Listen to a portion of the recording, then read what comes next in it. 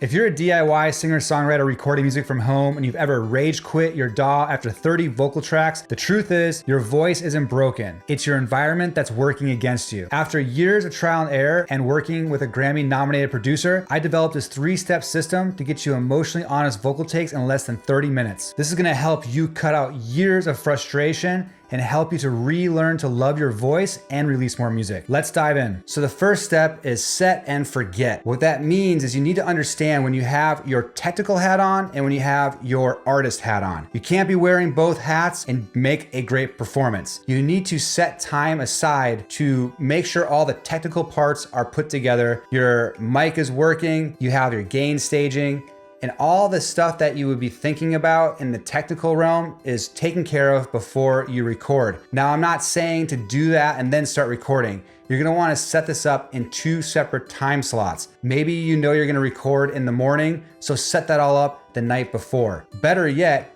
if you could have a space to where you just have your setup always ready to go, that is the best case scenario, because then when you're actually ready to record, you can just go for it and start recording. Now, this step seems simple, but you gotta think about the fact that when you go to a professional recording studio, the job of the engineer is to be that technical facilitator for you as the artist, that they should be working so fast and so transparently behind the scenes that you're not aware of the technical part of the recording. This is something I learned when I was working in a recording studio. It was like the number one thing when you're behind the board. It's you are always 2 to 3 steps ahead of the artist, because you never want the artist to break from being the artist. The minute they start thinking about the recording, that's when you kill the vibe. That's when you don't get the performance. So you gotta remember this. As a DIY singer-songwriter, you have to wear both hats, but you gotta separate them. You need to set time aside to be the engineer and then give yourself space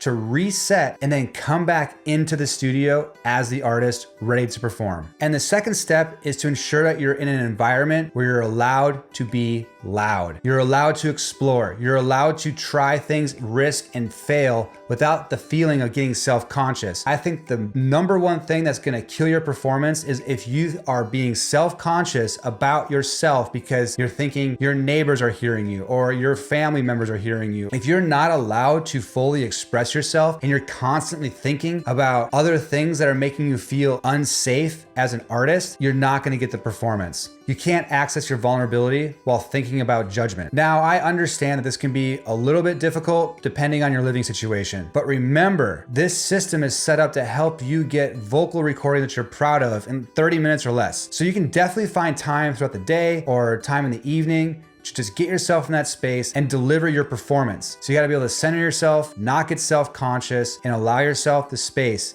to be able to breathe into your performance. So step 3 is to turn your studio into a stage. We're performers, we're trying to convey emotion. Even if you're not planning on playing live, your recording space is your stage. Don't think of it as a separate thing like, okay, this is where I lay down my vocal so I can get it into the computer and clean it up and edit it and try to make it sound good after the fact. We want to perform in our space because this is the vocal performance that is going to be heard by your listener. And if you're not performing it, it's not going to connect. So when you're recording, you got to get out of your way and perform full takes, multiple full takes where you don't stop, you don't do any listen backs, you don't self-critique or judge. You allow yourself to try and experiment and perform and have fun. All those things, those intangibles, will infuse itself into your performance and it will communicate through the speakers. One of the challenges of recording is you get into this mindset of thinking you gotta do it perfectly. And so as you're singing, you're overthinking all of the enunciation, how you're sounding. And once you start getting into that self-critique mindset or you start going internal, that's when you're listening to your vocals back to the speakers going, why does it sound